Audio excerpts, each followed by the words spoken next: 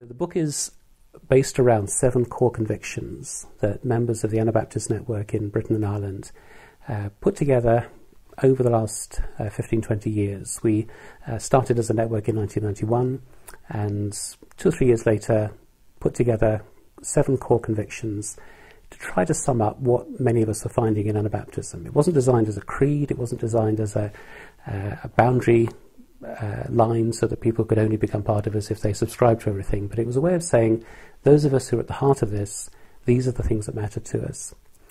And we've kept that as a working document. We've revised it a couple of times. We had a residential conference about 7 or 8 years ago when we looked at the core convictions again, tested them, and made a few adjustments. So they haven't changed enormously.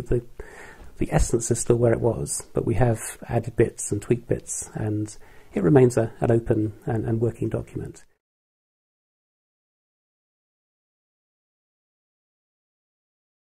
The first 2 core convictions focus on the person of Jesus, and I think for many of us it has been the emphasis of the Anabaptist tradition on the life, the teaching, the example of Jesus that's been very important to us. Many of us have come out of an evangelical tradition which has tended to focus more on the death of Jesus and the life of Jesus, and a tradition that has tended to see the Bible as a fairly flat book, so you can draw out of it whatever you want from wherever you want. And I think for many of us the focus that the Anabaptist tradition has had on the life of Jesus and the approach to biblical interpretation that the Anabaptist tradition has espoused, which is very much a Christocentric approach, have been very important to us. So the first 2 core convictions work with those ideas.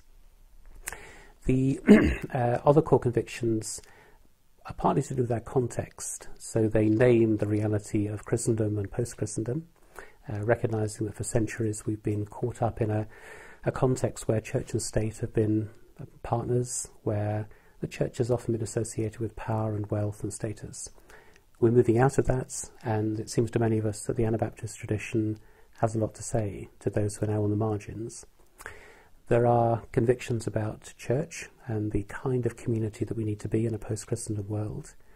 There are convictions about ethics, in particular about economics and the sharing of resources, the identifying with the poor, and as core conviction about peace as being at the heart of the gospel.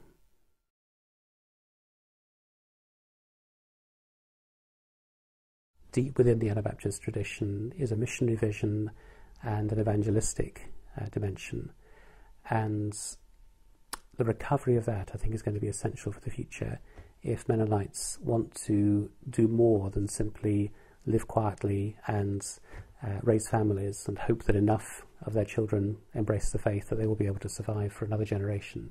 If there is any real desire to reach out beyond that to an increasingly secular, post-secular, spiritual, multi-faith, whatever society, then learning afresh to tell the story and to do so both graciously and boldly, I think is going to be a significant challenge.